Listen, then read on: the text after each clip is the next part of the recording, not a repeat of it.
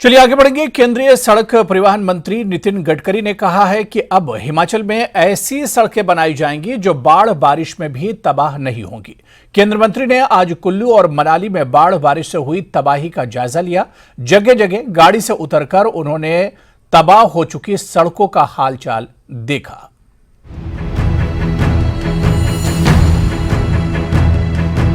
केंद्रीय सड़क परिवहन मंत्री नितिन गडकरी की ये तस्वीर मनाली की है, जहां उन्होंने खुद ये देखा कि कैसे व्यास नदी में आई बाढ़ ने कई जगह सड़कों का नामो निशान मिटा डाला।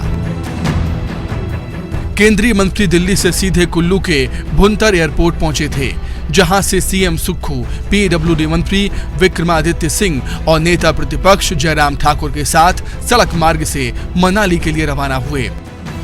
इस दौरान उन्होंने गाड़ी से उतरकर परला, भुंतर, कुल्लू, रायसन, दोहनू नाला, पतली कुहल, 16 मील, 17 मील, कलाथ और आलू ग्राउंड में हुई तबाही का जायजा लिया।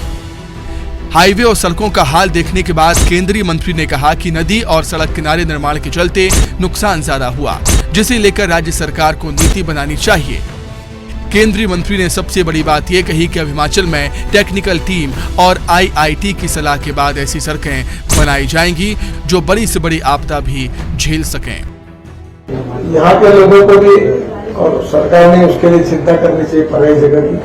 और नदी के बाजू में जो घर और बिल्डिंग बना के रह रहे हैं, वो इस घटना ने सिद्ध कर दिया कि ये डेंजरस है। ये अच्छा हुआ कि ये घटना सुबह हुई, अगर ये अंधेरे में होती तो और नुकसान होता।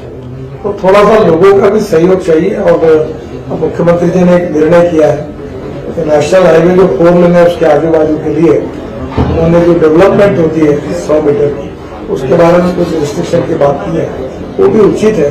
और ऐसे कुछ लोग आते तो उनको पराई जगह और कोई दी जा सकती है। और रोड के बाजू में इस प्रकार से रिवर के बाजू में बैठना, रोड के बारे में अब आगे के लिए मैंने कुछ सूचना दी है, पर जब तक टेक्निकल रिपोर्ट नहीं आता, मैंने उनको कहा कि ये कॉन्क्रीट के ही बनाइए और इसकी मजबूती और बनाइए। दूसरी बात, जो पहाड़ गिरे जगह जगह पर, हम लोग स्विट्जरलैंड से भी उन लोगों को बुला, उनके साथ भी प्रेजेंटेशन कर रहे और आईआईटी के साथ सलाह करके ये कोशिश करेंगे कि भविष्य में ऐसा संकट ना हो, इसका प्रतिकार करें। और अभी जो कुछ करेंगे वो ऐसा करेंगे कि कितना भी गंभीर संकट आएगा तो भी इस प्रकार की परिस्थिति नहीं होगी। इसकी चिंता करते हुए, टेक्निकल सलाह लेते हुए ये काम करने की कोशिश करेंगे। केंद्रीय मंत्री ने सीएम सुक्खू से हुई चर्चा के बाद अधिकारियों को फौरन कई निर्देश भी जारी किए, जिस पर उनका आभार जताते हुए सीएम ने नेता प्रतिपक्ष जयराम ठाकुर से भी कंधे से कंधा मिलाकर चलने की अपील की है। तो गडकरी मुस्कुरा उठे। जो दिशा निर्देश के अनुसार हमें इस बात की खुशी है कि हमेशा से माननीय मंत्री जी का प्यार हिमाचल प्रदेश के साथ बना रहा है। और मैं जयराम ठाकुर जी का भी धन्यवाद करना चाहूंगा कि आप भी हमें कंधे से कंधा मिलाकर सहयोग दें। जैसे गाड़ी के अंदर दे रहे थे, तो गाड़ी के अंदर बाहर भी थोड़ा सा अच्छा सहयोग देंगे। सीएम सुक्खू केंद्रीय मंत्री नितिन गडकरी के दौरे और उनसे मिले आश्वासन से खुश दिखे, जो राहत और मदद को लेकर जारी आरोप प्रत्यारोपों के बीच अच्छी बात है। कुल्लू से तुलसी भारती के साथ सचिन शर्मा, मनाली, न्यूज़ 18।